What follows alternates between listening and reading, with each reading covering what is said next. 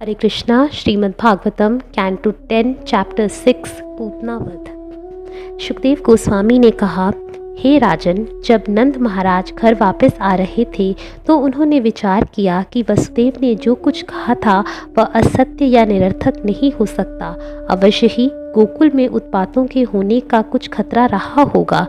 जो ही नंद महाराज ने अपने सुंदर पुत्र कृष्ण के लिए खतरे के विषय में सोचा, त्यों ही वे भयभीत हो उठे और उन्होंने परम नियंता के चरण कमलों में शरण ली। जब नंद महाराज गोकुल लौट रहे थे तो वहीं विकराल पूतना, जिसे कंस ने बच्चों को मारने के लिए पहले से नियुक्त कर रखा था, नगरों तथा गांवों में घूम घूम कर अपना नृशंस कृत्य कर रही थी। हे राजन, जहाँ भी लोग कीर्तन तथा श्रवण द्वारा भक्ति कार्यों की अपनी वृत्तियों में लगे रहते हैं, श्रवणम कीर्तनम विष्णु, वहाँ बुरे लोगों से किसी प्रकार का खतरा नहीं रहता। जब साक्षात भगवान वहाँ विद्यमान हो तो गोकुल के विषय में किसी प्रकार की चिंता की आवश्यकता नहीं थी। एक बार स्वेच्छा से विचरण करने वाली पूतना राक्षसी बाह्य आकाश अंतरिक्ष में घूम रही थी तो वह अपनी योग शक्ति से अपने को अति सुंदर स्त्री के रूप में बदलकर नंद महाराज के स्थान गोकुल में प्रविष्ट हुई। उसके नितंब भारी थे, उसके स्तन सुदृढ़ थे तथा विशाल थे, जिससे उसकी पतली कमर पर अधिक बोझ पड़ता प्रतीत हो रहा था।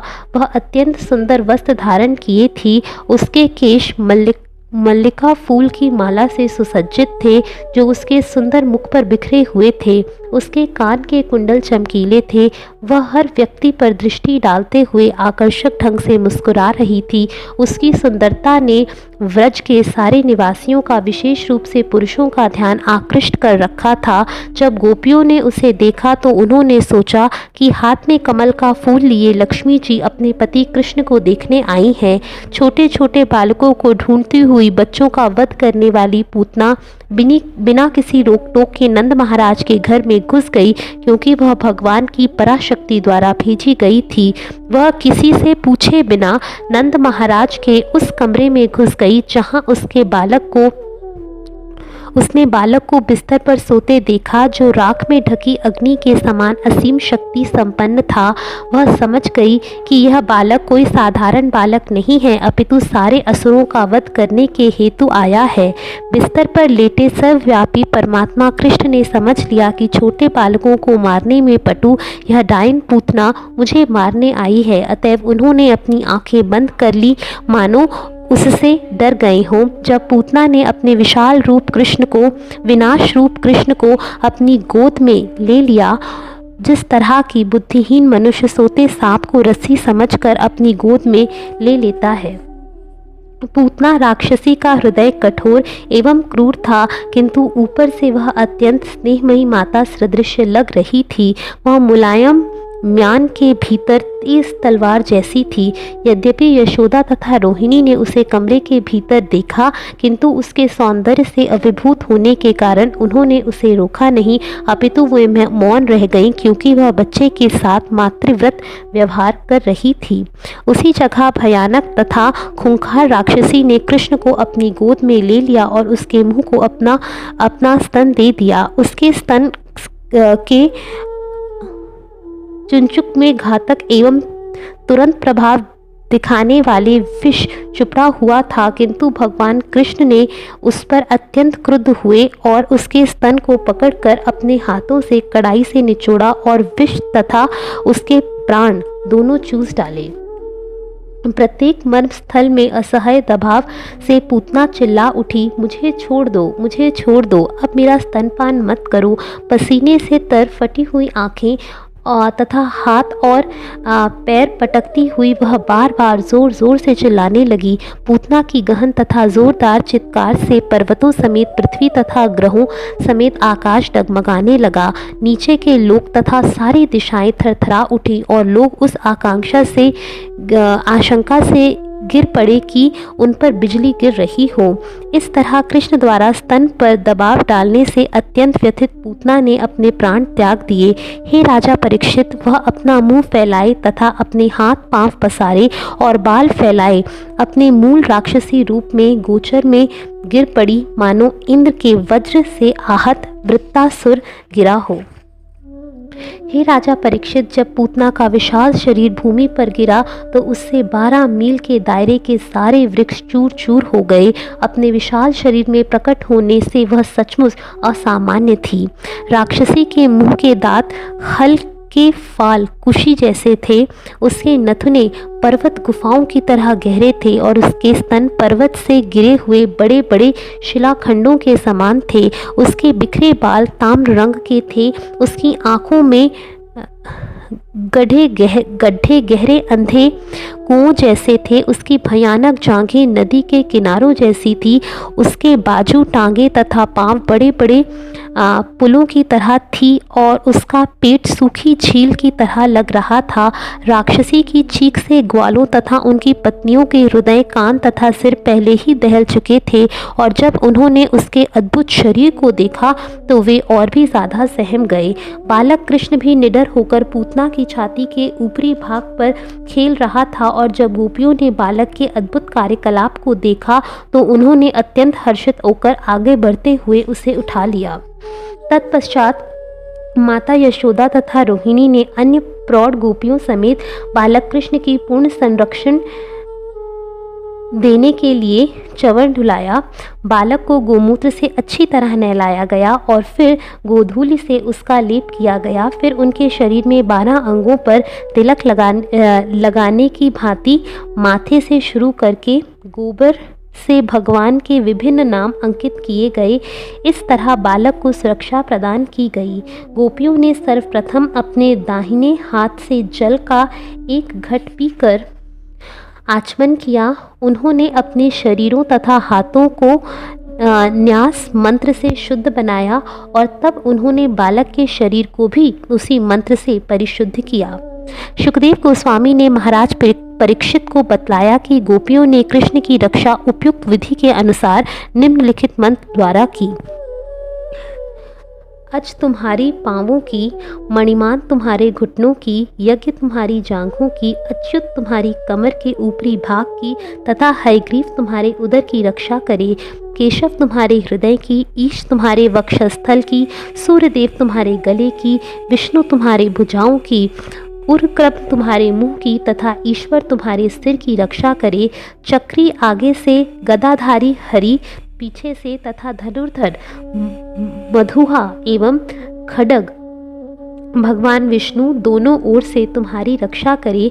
शंखधारी उरुगाए समस्त कोणों से तुम्हारी रक्षा करे। उपेंद्र ऊपर से, गरुड़ धरती पर तथा परम पुरुष हलधर चारों ओर से तुम्हारी रक्षा करे।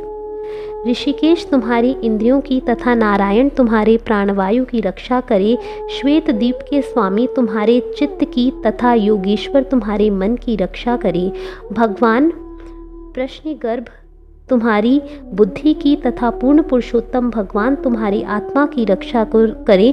तुम्हारे खेलते समय गोविंद तथा तुम्हारे सोते समय माधव तुम्हारी रक्षा करे। भगवान वैकुंठ तुम्हारे चलते समय तथा लक्ष्मीपति नारायण तुम्हारे बैठते समय तुम्हारी रक्षा करे। इसी तरह भगवान यज्ञ भुक जिनके सारे दुष्ट ग्रह भयभीत रहते हैं तुम्हारे भोग के समय सदैव तुम्हारी रक्षा करे। डाकनी, यातुधानी तथा कुष्मांडक नामक दुष्ट डाइने बच्चों की सबसे बड़ी शत्रु हैं तथा भूत, प्रेत, पिशाच, यक्ष, राक्षस तथा विनायक जैसे दुष्ट आत्माओं के साथ कोटरा, रेवती, ज्येष्ठा, पूतना तथा मातृका जैसी डाइने भी सदैव शरीर, प्राण तथा इंद्रियों को कष्ट पहुंचाने के लिए तैयार रहती हैं, जिससे स्मृति की हानि, उन्माद तथा बुरे स्वप्न उत्पन्न होते हैं। वे दुष्ट अनुभवी वृद्धों की तरह बच्चों के लिए विशेष रूप से भारी उत्पात खड़ा करते हैं, किंतु भगवान विष्णु के नामोच्चार से ही उन्हें नष्ट किया जा सकता है, क्योंकि जब भगवान विष्णु का नाम प्रतिध्वनि होता है तो वे सब डर जाते हैं और दूर भाग जाते हैं। शील सुखदेव गोस्वामी ने आगे कहा, माता यशोदा समेत सारी गोपियां मातृ स्नेह से बंधी हुई थीं। इस तरह बालक की रक्षा के लिए मंत्रोच्चारण के बाद माता यशोदा ने बच्चे को अपना दूध पिलाया और उसे बिस्तर पर लेटा दिया। तब तक नंद महाराज समेत सारे ग्वाले मथुरा से लौट आए और जब उन्होंने रास्ते में पूतना के विशाल काम शरीर को मृत पड़ा देखा तो वे अत्यंत आश्चर्यचकित हुए। नंद महाराज तथा अन्य ग्वाले चिल्ला पड़े, मित्रों, जान लो कि आनक दुग्धुभी अर्थात वसुदेव बहुत बड़ा संत तथा योगेश्वर बन चुका है, अन्यथा वह इस उत्पात को पहले से कैसे देख सकता था और हमसे इसकी भविष्यवाणी कैसे कर सकता था। ब्रजवासियों ने पूतना के शरीर को फरसों से खंड खंड कर डाला, फिर उन खंडों को दूर फेंक दिया और उन्हें लकड़ी से ढककर भस्मीभूत कर डाला। चूँकि कृष्ण ने उस राक्षसी पूतना का स्तनपान किया था, इस तरह जब कृष्ण ने उसे मारा तो वह तुरंत समस्त भौतिक कल्मश से मुक्त हो गई। उसके सारे पाप स्वतः ही दूर हो गए। अतएव जब उसके विशाल शरीर को जलाया जा रहा था तो उसके शरीर से निकलने वाला धुआं अगरू की सुगंध सा महक रहा था। पूतना सदा ही मानव शिशुओं के खून की प्यासी रहती थी और इसी अभिलाषा से वह कृष्ण को मारने आई थी, किंतु कृष्ण को स्तनपान कराने से उसे सर्वोच्च पद प्राप्त हो गया। तो भला उनके विषय में क्या कहा जाए, जिनमें माताओं के रूप में कृष्ण के लिए सहज भक्ति तथा स्नेह था और जिन्होंने अपना स्तनपान कराया या कोई अत्यंत प्रिय वस्तु भेंट की थी, जैसा कि माताएं करती रहती हैं। भगवान कृष्ण शुद्ध भक्तों के हृदय में सदैव स्थित रहते हैं और ब्रह्मा जी तथा भगवान शिव जी जैसे पूज्य पुरुषों द्वारा सदैव वंदनीय हैं। चूँकि कृष्ण ने पूतना के शरीर का आलिंगन अत्यंत प्रेम पूर्वक किया था और भूतनी होते हुए भी उन्होंने उसका स्तनपान किया था, इसलिए उसे दिव्य लोक में माता की गति और सर्वोच्च सिद्धि मिली। तो भला इन गौओं के विषय में क्या कहा जाए, जिनका स्तनपान कृष्ण बड़े ही आनंद से करते थे और जो बड़े ही प्यार से माता के ही समान कृष्ण को अपना दूध देती थी। भगवान कृष्ण अनेक वरों के प्रदाता हैं, जिनमें कैवल्य अर्थात ब्रह्म तेज में तदात्म्य भी सम्मिलित है। उन भगवान के लिए गोपियों ने सदैव मातृ प्रेम का अनुभव किया और कृष्ण ने पूर्ण संतोष के साथ उनका स्तनपान किया। अतएव अपने माता पुत्र के संबंध के कारण विविध पारिवारिक कार्यों में संलग्न रहने पर भी किसी को यह नहीं सोचना चाहिए कि अपना शरीर त्यागने पर वे इस भौतिक जगत में लौट आएं। पूतना के जलते शरीर से निकलते धुएं की सुगंध को सूंघकर दूर दूर तक अनेक ब्रजवासी आश्चर्यचकित थे और पूछ रहे थे, यह सुगंधी कहाँ से आ रही है। इस तरह वे उस स्थान तक गए जहाँ पर पूतना का शरीर जलाया जा रहा था। जब दूर दूर से आए ब्रजवासियों ने पूरी कथा सुनी तो किस तरह पूतना आई और फिर कृष्ण द्वारा मारी गई, तो वे हतप्रभ रह गए और उन्होंने पूतना के मारने के अद्भुत कार्य के लिए उस बालक को आशीर्वाद दिया। निसंदेह नंद महाराज वसुदेव के अत्यंत कृतज्ञ थे, जिन्होंने इस घटना को पहले ही देख लिया था। उन्होंने यह सोचकर वसुदेव को धन्यवाद दिया कि वे कितने अद्भुत हैं।